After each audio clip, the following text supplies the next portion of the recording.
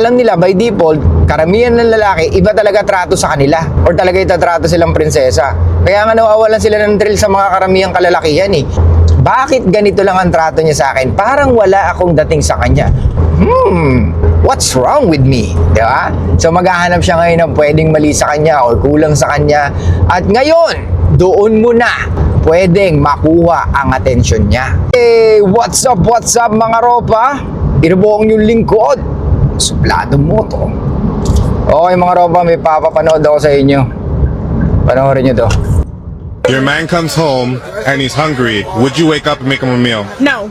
Hell no. He can be independent. Be independent. No, he makes me a meal. What the fuck? I didn't hear your answer. I mean, I'm happily married. I'd make him a meal. You'd make it? Damn. Thanks, man. Damn, I take it back. I'll make the meal. I'll make the meal.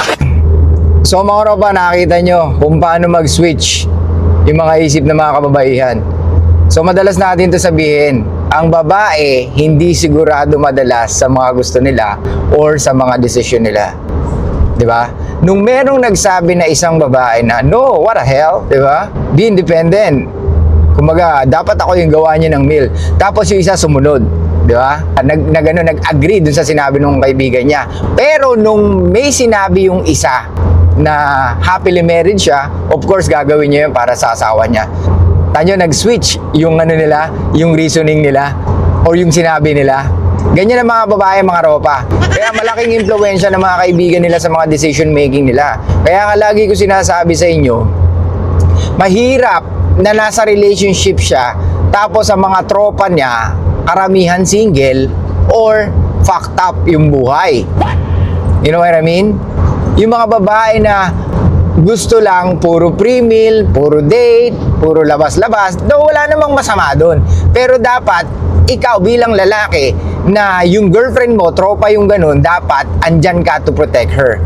Kasi pwedeng maimpluwensyahan siya ng mga kaibigan niyang single, lalo na pag nag-away kayong dalawa. Or lalo na, pag nakikita nung girlfriend mo yung mga tropa niya nagsasaya sa buhay nila, tapos alam mo yun kung sino-sino yung mga lalaking dinidate or panay labas, panay thirst trap, so pwedeng maimpluwensyahan siya. Yung mga dating pwedeng ginagawa niya, maibalik niya. Tandaan nyo mga babae, kumikilo sa pattern nila. Kaya mga ropa, lagi nyo protektahan yung girlfriend nyo. Dapat sa umpisa pa lang ng relationship, nape-frame nyo na sila kung ano yung mga dapat nilang gawin. Kasi makikita nyo dito, ang bilis ng shifting eh. Di ba? Nung sinabi ng babae na, well, I'm happily married, I will make him a meal. Di ba? Nagbago yung sagot ng dalawa. Parang, uy, shit. Mali yata yung sagot ko kanina. Okay. Erase. I will make him a meal. Di ba? Ginawa niyang katatawanan pero alam niya na sablay siya sa sagot niya. Ganyan ang mga babae, mga ropa. Ulitin ko uli, hindi sila confident when it comes to making decision for themselves. Sinabi natin yan sa live natin, di ba? Women are egoistic. Kasi nga, alam nila kung ano yung value nila or kung ano yung unang napapansin sa kanila ng mga kalalakihan. Bata pa lang sila, lagi na sila nako-compliment, sinasabihan na maganda or hot, blah blah blah. Lahat ng compliment, lahat ng magagandang salita nakakuha nila. Gets? So, syempre, pag ikaw, lagi ka nakakarinig ng ganun, so ano pa yung kailangan mong i-improve sa sarili mo? Kung nakukuha mo na lahat ng attention at validation. Di ba, wala na? Ang tanging i-improve mo na lang is yung ganda mo. Alam ng babae, kaya nga meron silang invisible crown na tinatawag. Of course, hindi lahat ng lalaki alam yun. Matik na yun. I'm a woman, I'm pretty, I'm sexy, I'm hot. Then, itrato mo ako ng gaya ng gusto ko. Parang ganun yan mga ropa. Kaya nga, pag ikaw yung lalaki na hindi mo nilalagay sa pedestal ang mga babae o yung mga babaeng maganda or tinatrato mo sila na parang normal human being lamang, dun sila nagkakaroon ng stimulation ng emotion. Para sa kanila, who's this fucking guy? Hindi ba siya nasisilaw sa ganda ko? Hindi niya ba alam na ang ganda-ganda ko? Bakit ganito lang ang trato niya sa akin? Parang wala akong dating sa kanya. What's wrong with me? Diba? So maghahanap siya ngayon ng pwedeng mali sa kanya or kulang sa kanya. At ngayon, doon mo na pwedeng makuha ang atensyon niya. Kaya nga mga ropa, uulitin ko sa inyo, hindi mo kailangan gayahin ang ginagaya ng mga karamihan, okay? Daling kita dito, date tayo, ganda mo naman sa umaga, swerte naman ng boyfriend mo, yung mga ganun pukin ng inang yan. Puro kasimpan, puro katangahan ng mga kalalakihan yung mga nagsasabi ng ganun sa mga babae. Kaya inuulol lang kayo ng mga babae nyo.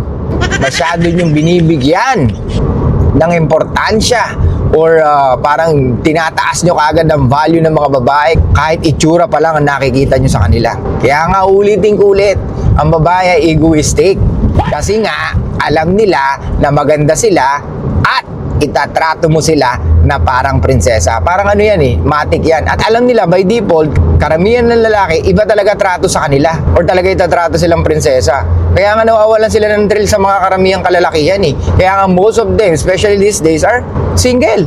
Ganda-ganda, but single. Ganda ng trabaho, but single. Yan lagi ang question sa kanila, di ba? Hindi nyo ba naiisip yun, mga ropa? Kasi ang ganda niya, may trabaho siya, maganda yung karir niya. So bakit nga naman siya pipili ng sim na lalaki?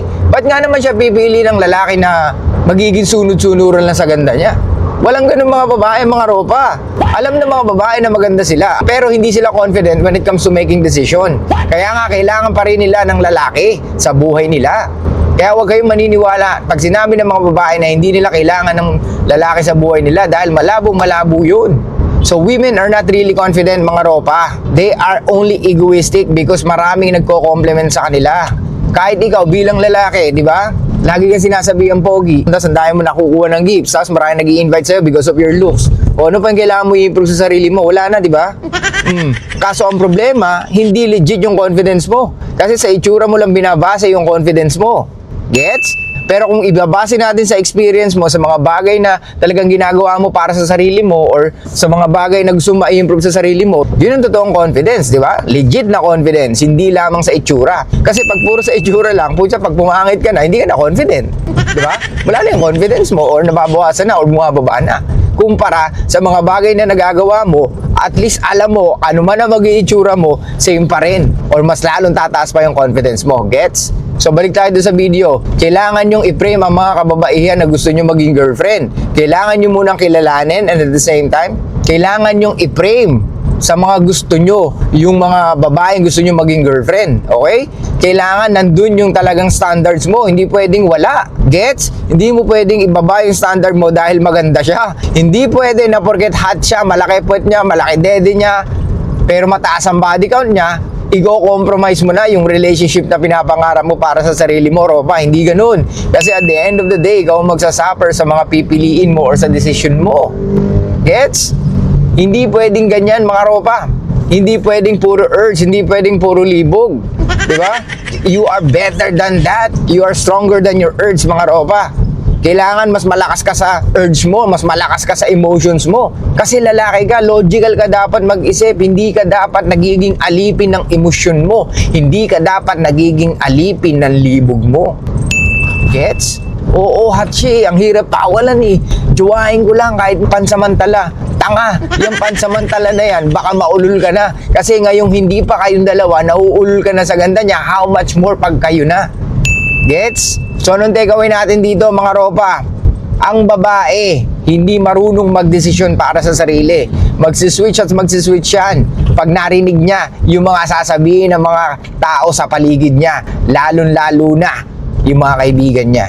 Gets? Kaya nga ikaw bilang lalaki, na leader ng isang relationship, andyan ka to lead her. Andyan ka to remind her na dapat hindi siya manggaling sa emotions niya, na nandyan ka para suportahan yung mga gusto niya, and at the same time, itama yung mga alam mong mali para sa kanya.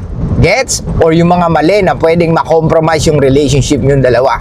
Maliwanag ba, mga ropa? Makikita nyo naman doon sa video, halatang halata naman na masaya yung babae sa relationship niya. Itsura pa lang, di ba? Mukhang mature na. I mean, yung the way she talk, how she carry herself, yung ayos ng mukha niya, yung ayos ng buhok niya.